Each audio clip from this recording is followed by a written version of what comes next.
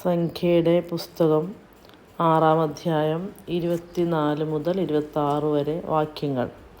കർത്താവ് നിന്നെ അനുഗ്രഹിക്കുകയും പരിപാലിക്കുകയും ചെയ്യട്ടെ. അവിടുന്ന് നിന്നിൽ പ്രസാദിക്കുകയും നിന്നോട് കരുണ കാണിക്കുകയും ചെയ്യട്ടെ. കർത്താവ് കരുണയോടെ കടാക്ഷിച്ച് നിനക്ക് സമാധാനം നൽകട്ടെ. വിശുദ്ധ മാർക്കോസ് എഴുതിയ സുവിശേഷം അധ്യായം 14. യേശുവിനെ വധിക്കാൻ ആലോചന. പെസഹായ്ക്കും പുളിപ്പില്ലാത്ത അപ്പത്തിൻ്റെ തിരുനാളിനും 2 ദിവസമേ ഉണ്ടായിരുന്നുള്ളൂ. യേശുവിനെ ചതിവിൽ പിടികൂടി വധിക്കേണ്ടത് എങ്ങനെയെന്ന് പ്രധാന പുരോഹിതന്മാരും നിയമജ്ഞരും ആലോചിച്ചുകൊണ്ടിരുന്നു. അവർ പറഞ്ഞു, തിരുനാളിൽ വേണ്ട, ജനങ്ങൾ ബഹളമുണ്ടാക്കും. ബഥാനിയായിലെ തൈലാഭിഷേകം. അവൻ ബഥാനിയായിൽ കുഷ്ഠരോഗിയായ ശിമയോൻ്റെ വീട്ടിൽ ഭക്ഷണത്തിനിരിക്കവേ ഒരു കൽഭരണി നിറയെ വിലയേറിയ ശുദ്ധ നാർദീൻ സുഗന്ധ തൈലവുമായ ഒരു സ്ത്രീ അവിടെ വന്നു. അവൾ ഭരണി തുറന്ന് അത് അവൻ്റെ ശിരസിൽ ഒഴിച്ചു. അവിടെയുണ്ടായിരുന്ന ചിലർ അമർഷത്തോടെ പരസ്പരം പറഞ്ഞു, ഈ തൈലം പാഴാക്കി കളഞ്ഞത് എന്തിന്? ഇത് 300-ലധികം ധനാറയ്ക്ക് വിറ്റ് ദരിദ്രർക്ക് കൊടുക്കാമായിരുന്നല്ലോ. അവർ അവളെ കുറ്റപ്പെടുത്തി. യേശു പറഞ്ഞു, ഇവളെ സ്വൈര്യമായി വിടുക. എന്തിന് ഇവളെ വിഷമിപ്പിക്കുന്നു? ഇവൾ എനിക്ക് വേണ്ടി ഒരു നല്ല കാര്യം ചെയ്തിരിക്കുന്നു. ദരിദ്രർ എപ്പോഴും നിങ്ങളോട് കൂടെയുണ്ട്. എപ്പോൾ വേണമെങ്കിലും അവർക്ക് നന്മ ചെയ്യാൻ സാധിക്കും. ഞാനാകട്ടെ എപ്പോഴും നിങ്ങളോട് കൂടെ ഉണ്ടായിരിക്കുകയില്ല. ഇവൾക്ക് സാധിക്കുന്നത് ഇവൾ ചെയ്തു. എൻ്റെ സംസ്കാരത്തിന് വേണ്ടി ഇവൾ എൻ്റെ ശരീരം മുൻകൂട്ടി തൈലം പൂശുകയാണ് ചെയ്തത്. ഞാൻ സത്യമായി നിങ്ങളോട് പറയുന്നു, ലോകത്തിലെവിടെയെല്ലാം സുവിശേഷം പ്രസംഗിക്കപ്പെടുമോ അവിടെയെല്ലാം ഇവൾ ചെയ്ത കാര്യവും ഇവളുടെ സ്മരണയ്ക്കായി പ്രസ്താവിക്കപ്പെടും. യൂദാസിൻ്റെ വഞ്ചന. 12 പേരിൽ ഒരുവനായ യൂദാസ് കറിയോത്ത യേശുവിനെ ഒറ്റിക്കൊടുക്കാൻ വേണ്ടി പ്രധാന പുരോഹിതന്മാരുടെ അടുത്ത് ചെന്നു. അവർ ഇതറിഞ്ഞ് സന്തോഷിച്ച് അവന് പണം കൊടുക്കാമെന്ന് വാഗ്ദാനം ചെയ്തു. അവനെ എങ്ങനെ ഒറ്റിക്കൊടുക്കാമെന്ന് വിചാരിച്ച് അവൻ അവസരം പാർത്തിരുന്നു. പെസഹ ആചരിക്കുന്നു. പെസഹ ബലി അർപ്പിക്കുന്ന പുളിപ്പില്ലാത്ത അപ്പത്തിൻ്റെ 1-ാം ദിവസം ശിഷ്യന്മാർ യേശുവിനോട് ചോദിച്ചു, നിനക്ക് ഞങ്ങൾ എവിടെ പെസഹ ഒരുക്കണമെന്നാണ് നീ ആഗ്രഹിക്കുന്നത്? അവൻ 2 ശിഷ്യന്മാരെ അയച്ചുകൊണ്ട് പറഞ്ഞു, നിങ്ങൾ നഗരത്തിലേക്ക് ചെല്ലുക. ഒരു കുടം വെള്ളം ചുമന്നുകൊണ്ട് ഒരുവൻ നിങ്ങൾക്കെതിരെ വരും. അവനെ അനുഗമിക്കുക.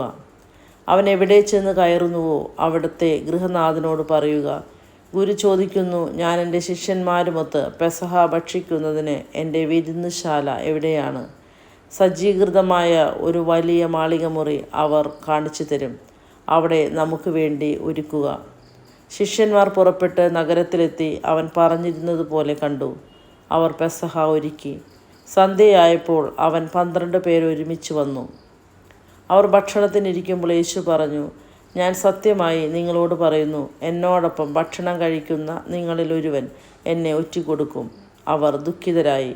അത് ഞാനല്ലല്ലോ എന്ന് ഓരോരുത്തരും അവനോട് ചോദിക്കാൻ തുടങ്ങി. അവൻ പറഞ്ഞു, 12 പേരിൽ എന്നോടൊപ്പം പാത്രത്തിൽ കൈമുക്കുന്നവൻ തന്നെ. മനുഷ്യപുത്രൻ തന്നെക്കുറിച്ച് എഴുതപ്പെട്ടിരിക്കുന്നത് പോലെ പോകുന്നു. എന്നാൽ മനുഷ്യപുത്രനെ ഒറ്റിക്കൊടുക്കുന്നവന് ദുരിതം. ജനിക്കാതിരുന്നെങ്കിൽ അവന് നന്നായിരുന്നു. പുതിയ ഉടമ്പടി. അവർ ഭക്ഷിച്ചുകൊണ്ടിരുന്നപ്പോൾ യേശു അപ്പമെടുത്ത് ആശീർവദിച്ച് മുറിച്ച് അവർക്ക് നൽകിക്കൊണ്ട് അരുളി ചെയ്തു, ഇത് സ്വീകരിക്കുവിൻ, ഇത് എൻ്റെ ശരീരമാണ്. അനന്തരം പാനപാത്രമെടുത്ത് കൃതജ്ഞതാസ്തോത്രം ചെയ്ത് അവർക്ക് നൽകി. എല്ലാവരും അതിൽ നിന്ന് പാനം ചെയ്തു. അവൻ അവരോട് അരുൾ ചെയ്തു, ഇത് അനേകർക്ക് വേണ്ടി ചിന്തപ്പെടുന്നതും ഉടമ്പടിയുടേതുമായ എൻ്റെ രക്തമാണ്. സത്യമായി ഞാൻ നിങ്ങളോട് പറയുന്നു, ദൈവരാജ്യത്തിൽ ഞാനിത് നവമായി പാനം ചെയ്യുന്ന ദിവസം വരെ മുന്തിരിയുടെ ഫലത്തിൽ നിന്ന് ഇനി ഞാൻ കുടിക്കുകയില്ല. സ്വസ്ത്രഗീതം ആലപിച്ചതിന് ശേഷം അവർ ഒലിവ് മലയിലേക്ക് പോയി. പത്രോസ് ഗുരുവിനെ നിഷേധിക്കും. യേശു അവരോട് പറഞ്ഞു, നിങ്ങൾക്ക് എല്ലാവർക്കും ഇടർച്ചയുണ്ടാകും. ഞാൻ ഇടയനെ അടിക്കും, ആടുകൾ ചിതറിപ്പോകും എന്ന് എഴുതപ്പെട്ടിരിക്കുന്നു. ഞാൻ ഉയർപ്പിക്കപ്പെട്ടതിന് ശേഷം നിങ്ങൾക്ക് മുമ്പേ ഗലീലയിലേക്ക് പോകും. പത്രോസ് പറഞ്ഞു, എല്ലാവരും ഇടറിയാലും ഞാൻ ഇടറുകയില്ല.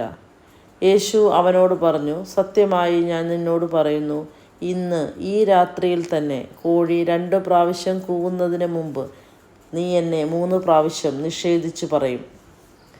അവൻ തറപ്പിച്ചു പറഞ്ഞു, നിന്നോടുകൂടെ മരിക്കേണ്ടി വന്നാലും ഞാൻ നിന്നെ നിഷേധിക്കുകയില്ല. അങ്ങനെ തന്നെ എല്ലാവരും പറഞ്ഞു. ഗെത്സമനയിൽ പ്രാർത്ഥിക്കുന്നു. അവർ ഗെത്സമനെ എന്ന് വിളിക്കപ്പെടുന്ന സ്ഥലത്തെത്തി. അവൻ ശിഷ്യന്മാരോട് പറഞ്ഞു, ഞാൻ പ്രാർത്ഥിക്കുമ്പോൾ നിങ്ങൾ ഇവിടെ ഇരിക്കുവിൻ. അവൻ പത്രോസിനെയും യാക്കോബിനെയും യോഹന്നാനെയും കൂടെ കൊണ്ടുപോയി പര്യാകുലനാകാനും അസ്വസ്ഥനാകാനും തുടങ്ങി. അവൻ അവരോട് പറഞ്ഞു, എൻ്റെ ആത്മാവ് മരണത്തോളം ദുഃഖിതമായിരിക്കുന്നു. നിങ്ങളിവിടെ ഉണർന്നിരിക്കുവിൻ. അവൻ അല്പദൂരം മുന്നോട്ട് ചെന്ന് നിലത്തു വീണ് സാധ്യമെങ്കിൽ ആ മണിക്കൂർ തന്നെ കടന്നു പോകട്ടെ എന്ന് പ്രാർത്ഥിച്ചു. അവൻ പറഞ്ഞു, ആബാ പിതാവേ, എല്ലാം അങ്ങേക്ക് സാധ്യമാണ്. ഈ പാനപാത്രം എന്നിൽ നിന്ന് മാറ്റിത്തരണമേ. എന്നാൽ എൻ്റെ ഹിതമല്ല, അങ്ങയുടെ ഹിതം മാത്രം. അനന്തരം അവൻ വന്ന് അവർ ഉറങ്ങുന്നത് കണ്ട് പത്രോസിനോട് ചോദിച്ചു, ശിമയോനെ, നീ ഉറങ്ങുന്നുവോ? 1 മണിക്കൂർ ഉണർന്നിരിക്കാൻ നിനക്ക് കഴിഞ്ഞില്ലേ? പ്രലോഭനത്തിൽ അകപ്പെടാതിരിക്കാൻ ഉണർന്നിരുന്ന് പ്രാർത്ഥിക്കുവിൻ. ആത്മാവ് സന്നദ്ധമെങ്കിലും ശരീരം ബലഹീനമാണ്. അവൻ വീണ്ടും പോയി അതേ വചനം പറഞ്ഞ് പ്രാർത്ഥിച്ചു. തിരിച്ചു വന്നപ്പോൾ അവർ ഉറങ്ങുന്നതാണ് കണ്ടത്. അവരുടെ കണ്ണുകൾ നിദ്രാഭാരമുള്ളവയായിരുന്നു. അവനോട് എന്ത് മറുപടി പറയണമെന്ന് അവർക്കറിഞ്ഞുകൂടായിരുന്നു. അവൻ 3-മതും വന്ന് അവരോട് പറഞ്ഞു, ഇനിയും നിങ്ങൾ ഉറങ്ങി വിശ്രമിക്കുന്നുവോ? മതി, സമയമായിരിക്കുന്നു. ഇതാ, മനുഷ്യപുത്രൻ പാപികളുടെ കൈകളിൽ ഏൽപ്പിക്കപ്പെടുന്നു.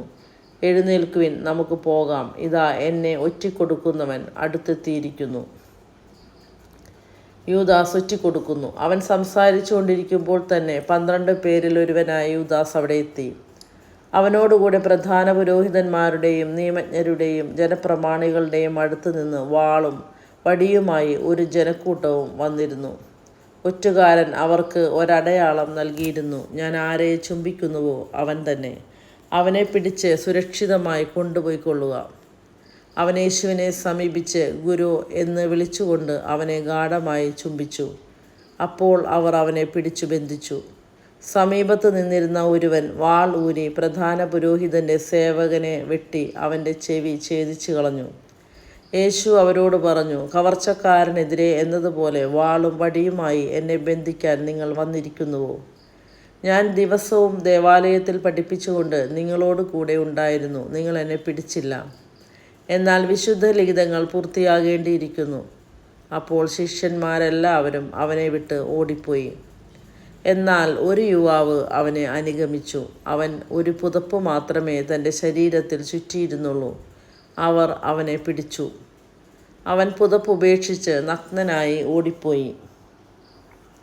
ന്യായാധിപ സംഘത്തിൻ്റെ മുമ്പിൽ അവർ യേശുവിനെ പ്രധാന പുരോഹിതൻ്റെ അടുത്ത് കൊണ്ടുപോയി. എല്ലാ പുരോഹിത പ്രമുഖന്മാരും ജനപ്രമാണികളും നിയമജ്ഞരും ഒരുമിച്ചുകൂടി. പത്രോസ് പ്രധാന പുരോഹിതനെ മുറ്റം വരെ അവനെ അല്പം അകലെയായി അനുഗമിച്ചു.